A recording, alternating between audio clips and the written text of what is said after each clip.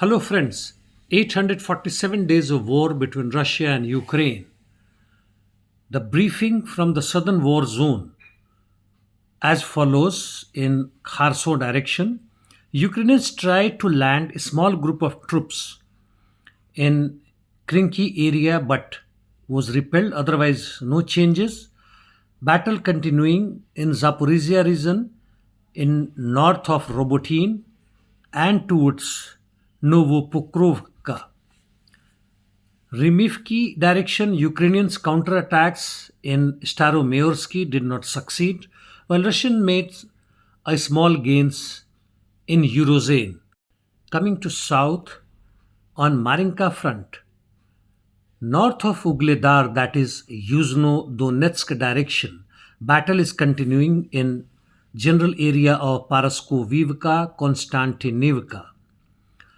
In Volodymyrivka direction, Ukrainians are suffering heavy losses, though no changes in territorial position, while Russians advance 200 meters in Krasnohorivka.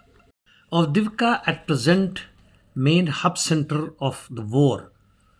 Russians advance 200 meters in eastern part of Kleschiivka. Now the present position held by both the armies are 50-50.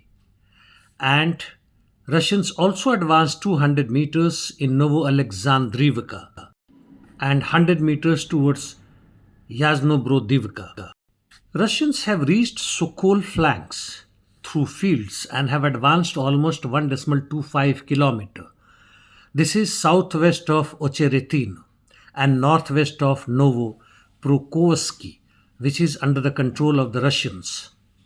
They also advanced, rather say fight has started inside Sokol and on the eastern outskirts of Evzinovka.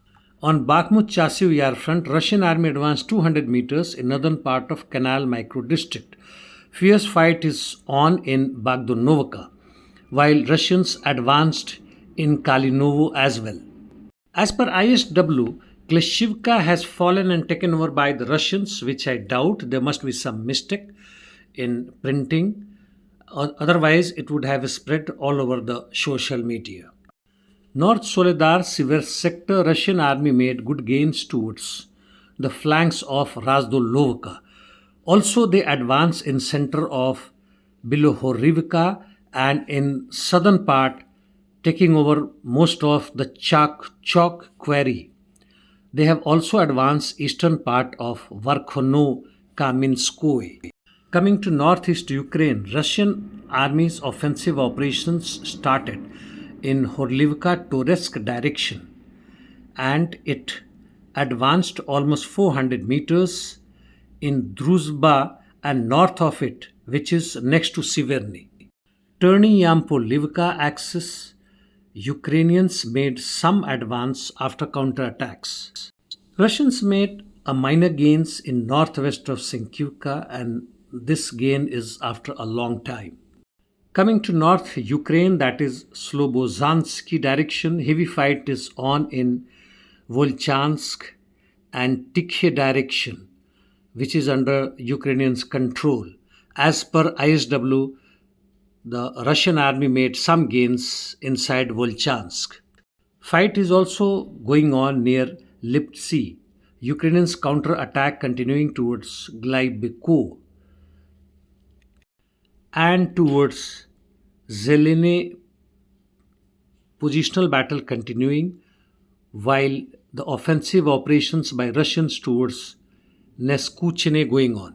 Interdiction missions, Ukrainians carried out attack on oil depot in Rostov region during 18-19 June night, causing heavy damages and fire, while Russians delivered several precision strikes in Lviv, Vinnytsia, Zaporizhia and other directions. Palestine Israel Middle East, IDF said it has approved combat plans for offensive in Lebanon, but only time will tell what is likely to happen there or going to happen there.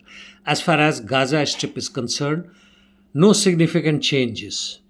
Putin has been given a grant welcome on his 2 days visit to North Korea by the people as well as the state, which was likely, and some strategic relationship seems to be growing on which USA spokesperson have said it is danger to the world. I will like to give you a brief on what German Foreign Minister Annalena Baerbock said on permissibility on the uses of symbol of Third Reich by the Ukrainian army. She said, if earlier this symbol was associated with the Nazi regime of some of European countries, today it is worn by people who fight for their right to independence. We can say that in the eyes of free world, Ukraine managed to rehabilitate swastika and turn it into symbol of freedom and fight for their existence. Today they no reason for negative attitude towards these symbols. Wow. And that's all. Thank you, friends.